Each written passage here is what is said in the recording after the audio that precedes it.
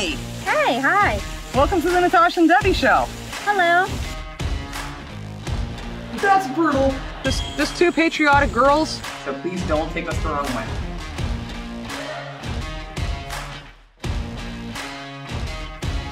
Hi. Welcome to the Natasha no. and Debbie show. Oh, gosh. And Debbie's toys. Thanks so much for buying those for her. We're glad you're here. I couldn't be happier to be here. Don't let her fool you. She plays with it too. No such thing. God. Thanks for being here today, guys. It's good to have you on our second video back from our absence.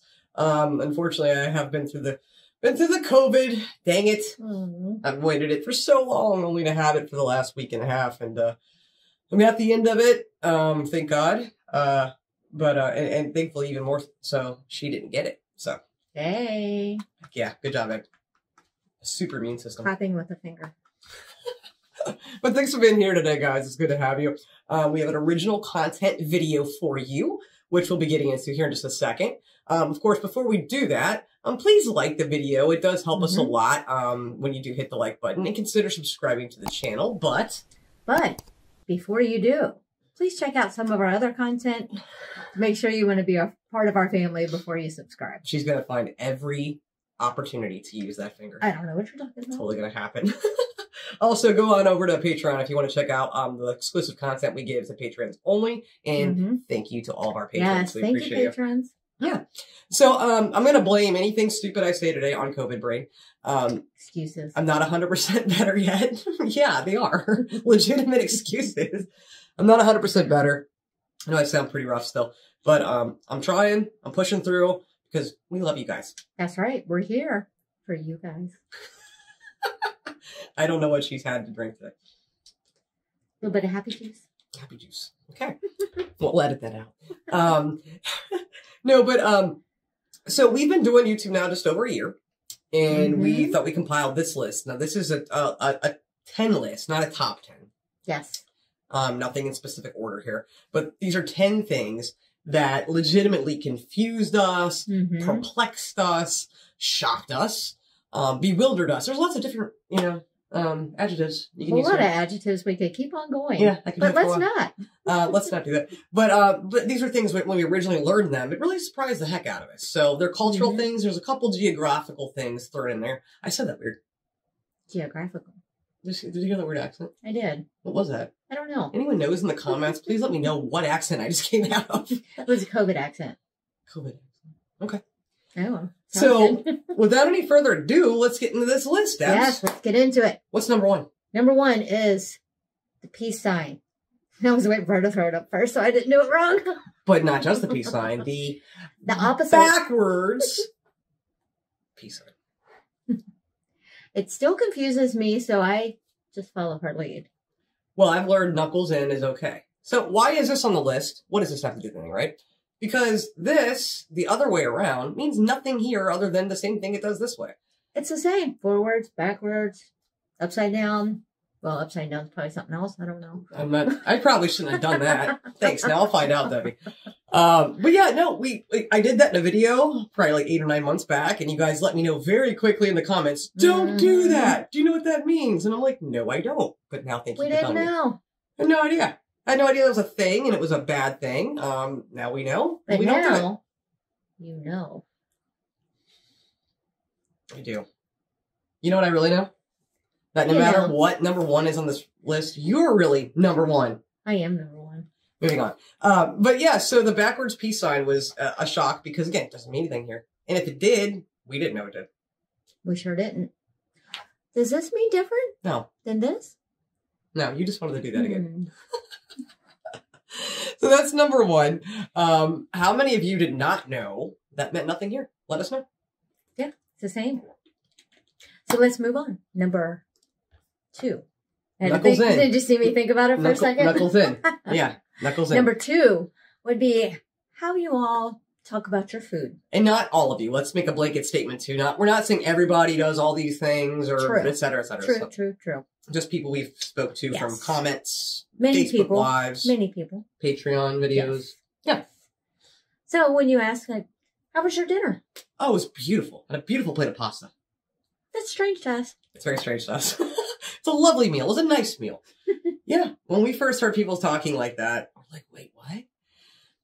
Beautiful? Calling food beautiful. I remember talking to one of our patrons and I'm like, you talk about your food as though we talk about our women. Oh, thank you. No, you're a beautiful Italian sausage. That was good. But no, we don't talk about our food like that. We usually say, oh, it was a good meal. Mm-hmm. You know, it was very filling. Yes. You know, tasted awesome. Yeah. I wonder if you guys use that, or if anybody uses that in the reverse. That is an ugly plate of food. Is that what you're going with? How's your dinner tonight? Ugly. It was ugly. But now we know when we visit the United Kingdom, like if we're Beautiful. out, and waiter or waitress. Beautiful. Yeah. I could be talking about the waiter or the waitress. We could be. But they'll never know. They'll never know. But that one was definitely surprising to us. It was just not something we've heard. And it's like, huh. It gave me that expression.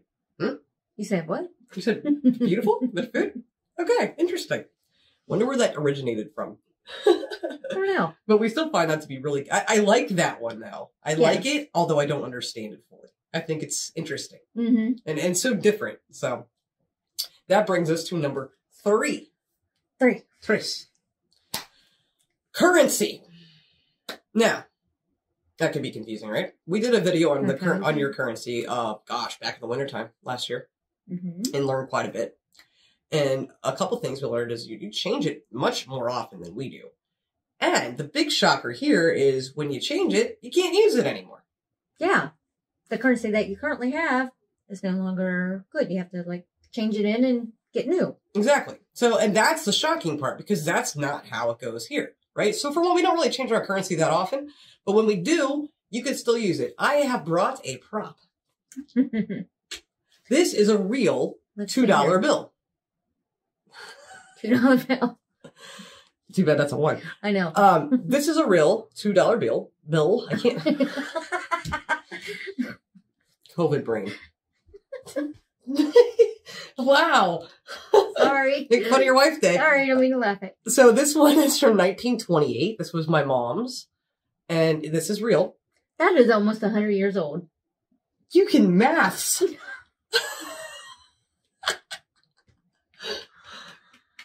Wow. Good job. This is from 1928, and the $2 bill was discontinued being made in 1966. But I can still use this. Yep. I won't. Can still go to the store. Yeah. Not that there's anything on this earth I can buy For $2. for $2. You might get a piece of gum. Maybe. But I could still use this. As it says here, this note is I'm sorry, it's hard to say. This note is a legal tender at its face value for all debts, public and private. So even though it's 1928 and they stopped making it in 1966, I can use it. I'm not going to, like I said. Still can. But that's why the currency number 3 here has surprised us, because we did not know once you change it, you can't use your stuff anymore. I know you have a little bit of time to turn it in, but not much. What, like 18 months or something? Let me know in the comments. Gosh, we have all kinds of containers of just random coins from who knows when. I have my grandpa's coin collection with stuff in there from the 1800s and stuff, and I can still use those pennies and nickels and things. So it's just definitely a difference and a surprising one for us. That definitely was. Yeah. So now, ready? Number 4. Now, this is one of the geographical ones we mentioned at the beginning that we're going to throw in here. So this one really got Debbie's attention, didn't it? Yes. The canals. How many canals there are in the United Kingdom, which is not something as Americans you think about. Being in the UK, you think about Venice, right? You think about Italy. Yeah, that's about it. But England? No, never would have thought. So what we were told was originally, and we're going to fix this for you, we did some research, Birmingham alone had more canals than Venice, right? Wrong. No. Well, this would have been a perfect time for this. No. Birmingham does not have more canals than Venice, but Told you she uses it. I do not. No one's saying any of this. Birmingham actually does have more miles of canals than Venice. So that's the actual... And how many people knew that? Let us know. We sure didn't. I mean, that is a... Not this mind-blowing poor moments. little girl from America didn't know. Yeah, and the UK itself has 4,700 miles of canals. And that's insane. That's a lot. For such a small area, it's absolutely insanely cool. Yes, we've Yes. Been watching a lot of British shows. That's a lot of room for a lot of ice cream boats. We've been watching a lot of British shows, and we'll see people walking, and they're walking by canals. Mm-hmm. And they're the houseboats. Of course, we've not seen the ice cream boat yet, but now we get why you have ice cream boats. But yeah, it was just not something you think of when you think of the UK, when you're not living there, of course. Is No, canals, canals, canals. That is true. But it's really cool to find that out. It is so awesome to find that out. So as somebody who's always wanted to go to Venice and ride on the gondolas, Yeah, you want to go to Birmingham, don't you? now I want to come to the UK and ride a canal boat. There you go. And buy an ice cream boat for retirement. And get ice cream. So this takes us to number 5, which ties into number 4. It's another geographical one. And this isn't going to surprise you, but you get a twofer. A two for one. And this is the size of the UK in comparison to the US, as well as the fact that the United Kingdom is a group of tiny islands. Yes. This The island part, we always have to remind ourselves, it's an island. Yep. This is the one that Debbie talks about the most. Mhm. They're islands. They're islands. And I'm like, yeah, they're islands. Yep. We think of you guys, I think, more of as a giant landmass connected to the rest of Europe. We don't think of you as these little islands. Right. We just don't. Even though we know otherwise, we just don't picture that in our heads. You know, the British Empire itself was such a big thing, right? Yeah, it's huge. The British Empire is And the Isles. huge and massive and Yeah. powerful, and it's hard to think that the landmass is actually much smaller. Yes, and that's what brings us back into the actual point here, which is the size. So the UK, square mileage is what we're going to measure this in, is just near 93,600 square miles, which is not small. No, not at all. But when you compare it to the United States, which is 3.8 million square miles, it's incredibly dwarfs it. And There's a that's difference. just, and we didn't realize how big our own country was. No. So I mean, I had no clue of the mileage. I mean, it's insane. So, what we did a little more research, and it's the UK could fit inside us 40. Oh my! Shut up! She said it, folks. Stop this now. She said it. She did.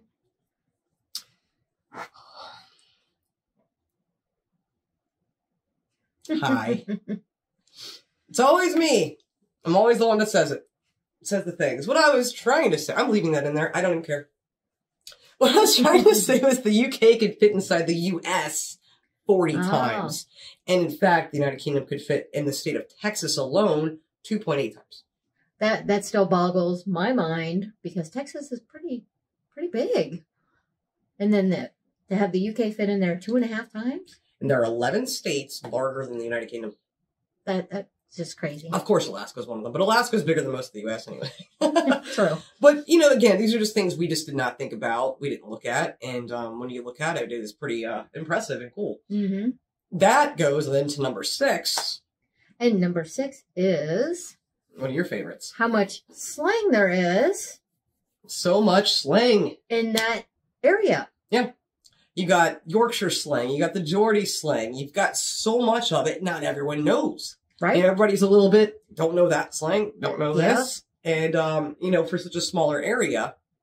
Changes pretty much town to town. It's impressive. A couple blocks away. Well, then on top of that, throw in all the different dialects you have. Yeah. You know, in such a small area. Of course, we have so many dialects and we have so many different slangs and things like that here in the States, but that's a whole different ballgame because we're so big, we're supposed to, right? I mean, duh. Right. You guys, it's insanity.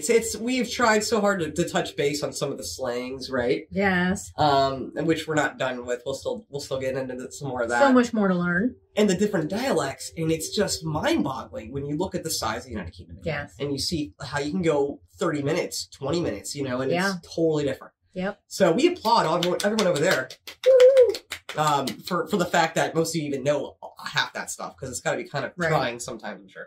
But that one was definitely another head-scratching moment. Like, you guys have a lot of slang, and it's just not something we expected to learn. No. And two, I think also on like how you were talking about the dialect, and you guys can tell just from someone talking a little bit, oh, they're from this area or that area. Which, again, since it's such a condensed area compared to us, it's impressive. Mm-hmm. It's highly impressive. So this brings us to number 7. And number 7. Lucky number 7. Now, again, Debbie and I come from, this is, again, our list. Just our list. Not our every personal list. Yeah, not every American's list. We come from suburbia. We are both born in the suburbs, raised in the suburbs. We live in the suburbs currently. We have lived in the city. It's been a while. Yes. So housing's different. But this one is how few detached houses are in the United Kingdom. Mm-hmm. And again, that's also in comparison here, because here that's kind of what we think of when we think of homes. Yeah.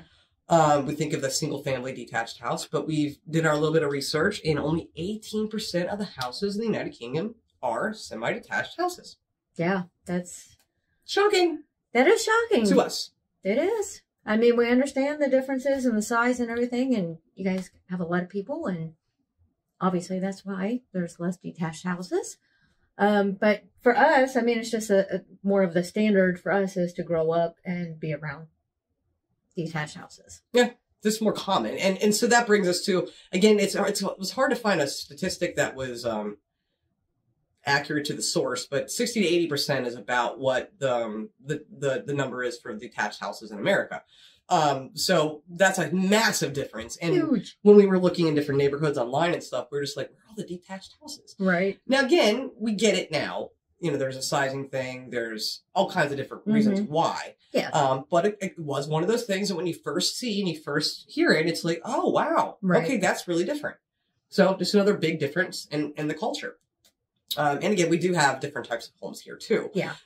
You're just more likely to find detached houses. Yeah. But that one was definitely a shocker. That was. So now we are on to number 8. Okay, we have to say this about number 8. You want me to say number 8. You go for There's it. nothing we want to change about the United Kingdom, right? We love the United Kingdom. Absolutely. Except for number 8.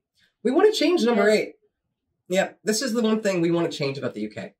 Number 8 is window screens. Hear me out. Yes. We know you don't have air conditioning. True. And we know that your climate is much more mild than our climate.